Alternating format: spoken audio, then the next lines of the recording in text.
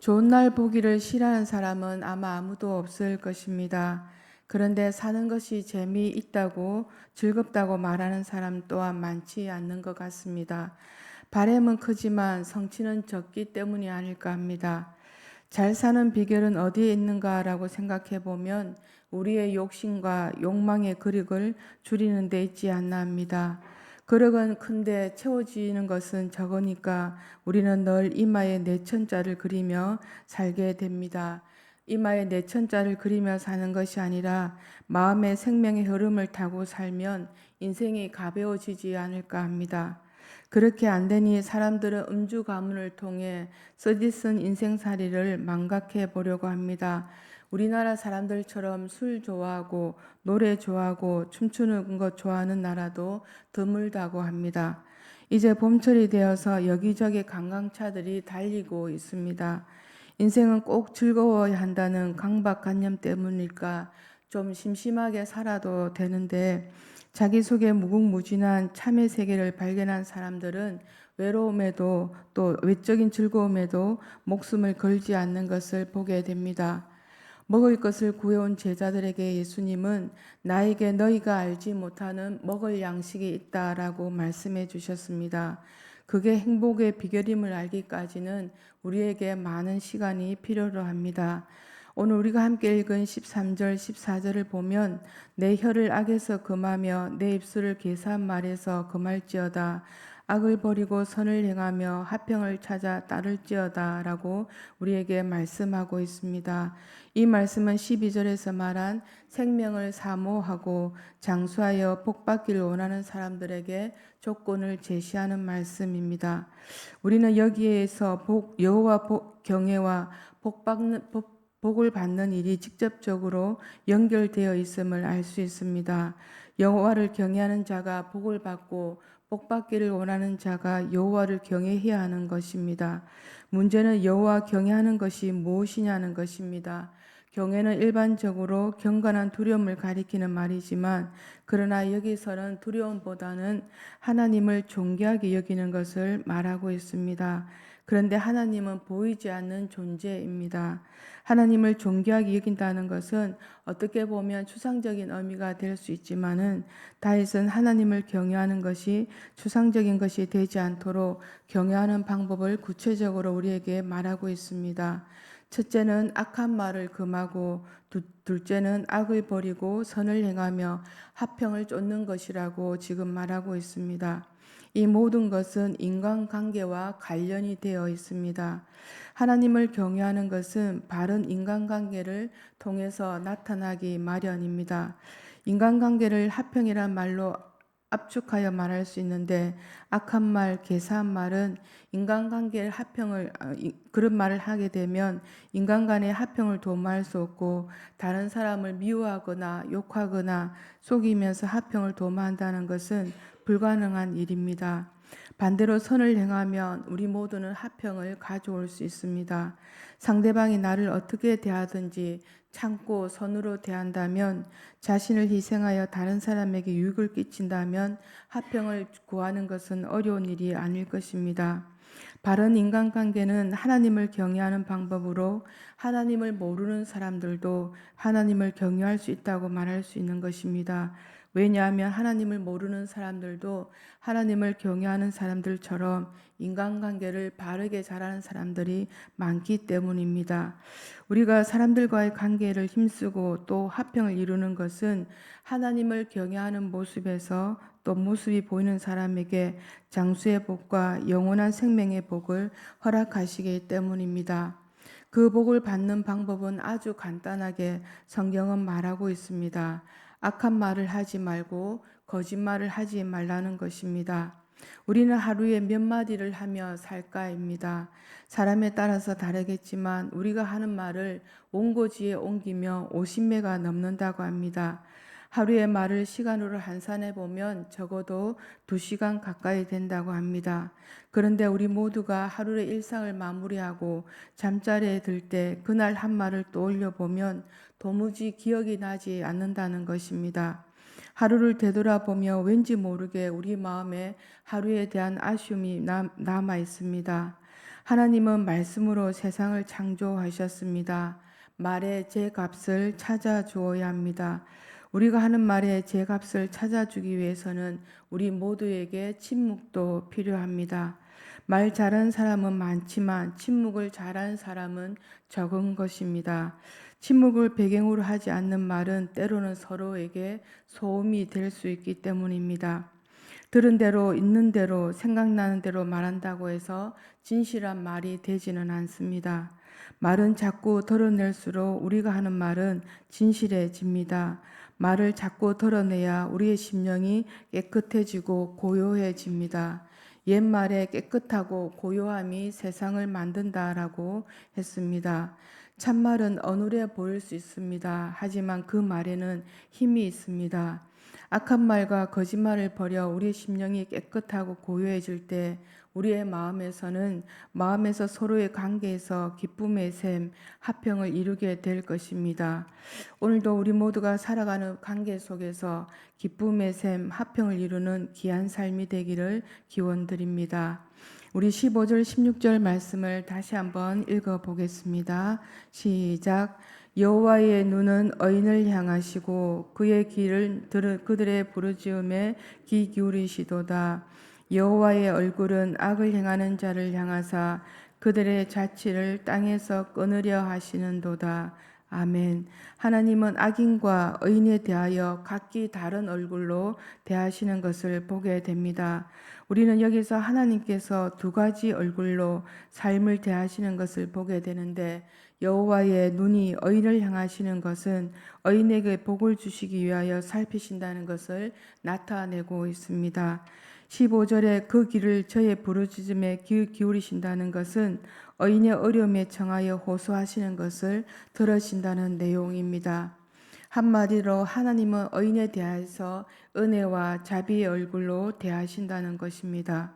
그의 반면에 악인들에게는 전혀 다른 얼굴임을 말씀하고 있습니다. 하나님의 얼굴은 행악하는 자를 대하사 저희 자취를 땅에서 끊으려 하신다고 말씀하고 있는데 우리는 그 얼굴을 어떤 얼굴인지 짐작할 수 있습니다. 하나님은 의인과 악인에게 동일한 얼굴로 대하시지 않는 것을 말씀을 통해서 알 수 있습니다. 악한 마음을 품는 것은 우리 마음에 장애물을 넣어두는 것입니다. 그로 인하여 우리는 어떤 상황에 처하더라도 믿음에서 자주 넘어지게 됩니다. 스스로가 장애물을 걷어내지 않고는 우리는 언제든지 넘어질 수밖에 없습니다. 그 장애물을 때로는 우리가 하나님께 걷어달라고 기도할 수 있는데 결국 그 마음에서 스스로가 장애물을 걷어내지 않고는 그 장애물은 없어지지 않게 됩니다. 선을 구하다가 때로는 우리 모두가 힘든 일을 만나게 되고 또 마음 아픈 소리도 듣게 됩니다. 그러나 하나님을 진정으로 아는 사람은 하나님의 뜻대로 살기 위해서 고난도 마다하지 않는 것은 우리 마음속에 하늘에 이르는 길이 나 있기 때문에 때로는 묵묵히 그 모든 일을 감당해내고 있으실 것입니다. 그렇게 감당해내는 사람은 하나님의 구원의 은혜를 알고 자신의 일상 가운데 또 환난 가운데서 나를 건져내 주실 분은 하나님 한 분밖에 없음을 고백하는 자들일 것입니다. 그렇기 때문에 우리가 모든 환난 가운데서 하나님께서 우리 환난을 잊게 하시고 또 우리의 기도의 부르짐을 듣고 계신다는 것을 우리 모두가 삶 가운데서 기억하시는 저와 여러분이 되시기를 기원드립니다. 우리 17절 18절 말씀을 또 한번 다시 읽어보겠습니다. 의인의 부르짖음에 여호와께서 들으시고 그들의 모든 환난에서 건지셨도다.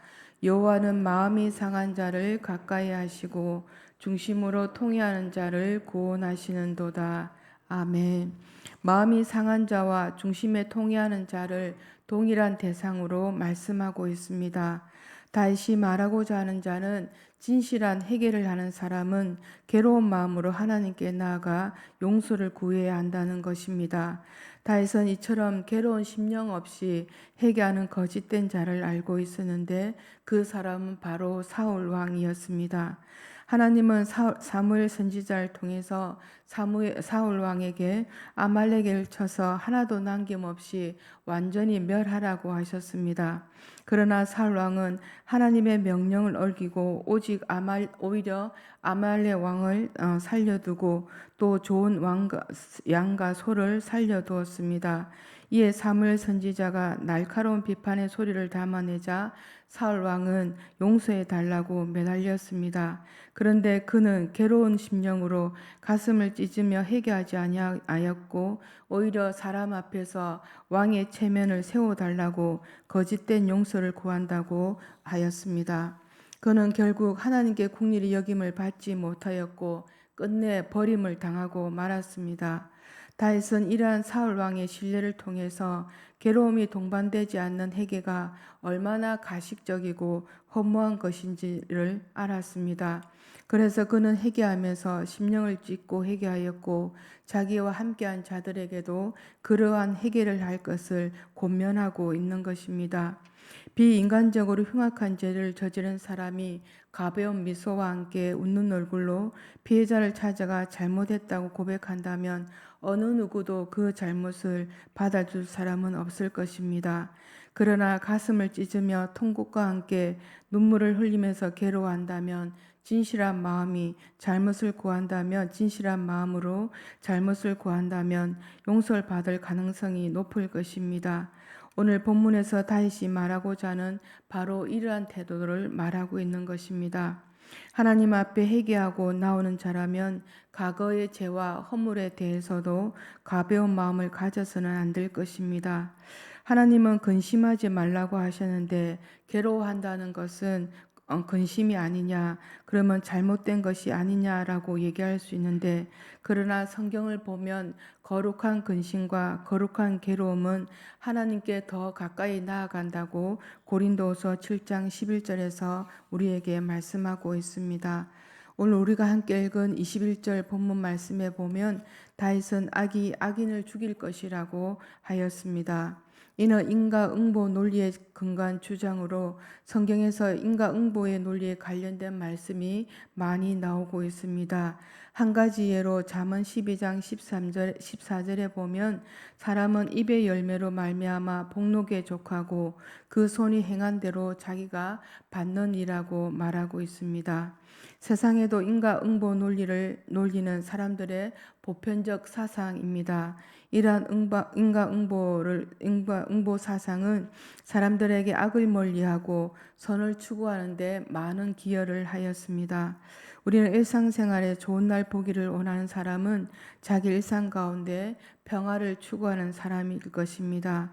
하루가 시작되기 전에 몇 분이라도 우리는 조용히 또 앉아서 천천히 숨을 들이마시면서 내쉬는 가운데 하루의 일상을 평화롭게 그려보면 어떨까 합니다. 오늘 나는 어떤 사람으로 살 것인가 마음으로 되새긴다면 우리의 삶이 달라지지 않을까 합니다. 우리가 쉬는 숨 속에 하나님께로부터 오는 것이기에 숨을 통해서 우리는 하나님의 임재를 경험하는 날이 되시기를 기원드립니다. 우리는 하루에도 마음의 평화를 깨지는 것을 우리 모두가 경험합니다. 그럴 수밖에 없는 것이 우리가 사는 세상의 삶의 자리입니다. 바람에 촛불이 일렁이는 것처럼 우리의 마음이 온전하지 않고 우리의 마음이 다하지 않을 때 우리는 작은 자극에도 흔들리게 됩니다. 어떻게 해야 마음이 평안해질까입니다. 우리 안에 일어나는 집착을 버려야 합니다. 마음에 집착이 있는 바가 있으면 우리 마음에 평안은 찾아와 주지 않습니다. 마음이 평안할 때 우리는 굳이 남에게 이기려고 혈안된 삶을 살지 않을 것입니다.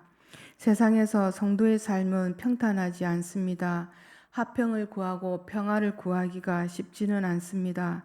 그러나 하나님은 성도의 삶을 보호해 주시고 지켜 주시고 계십니다. 하나님 앞에서 살아가는 성도의 삶이 되어질 때 하나님께서는 우리의 삶을 보호해 주시고 결코 망하는 삶을 살지 않게 됨을 고백합니다. 어떠한 상황이 주어진다 할지라도 우리 모두가 하나님 앞에서 자족하면서 하나님의 도우심을 구하며 하나님의 뜻 가운데 살아가는 삶이 되시기를 기원드립니다. 오늘 우리가 모두 삶을 살아갈 때 좋은 날 보기를 원한다면 우리 모두의 마음속에서 화평과 평화를 구하는 저와 여러분이 되시기를 간절히 기원드립니다.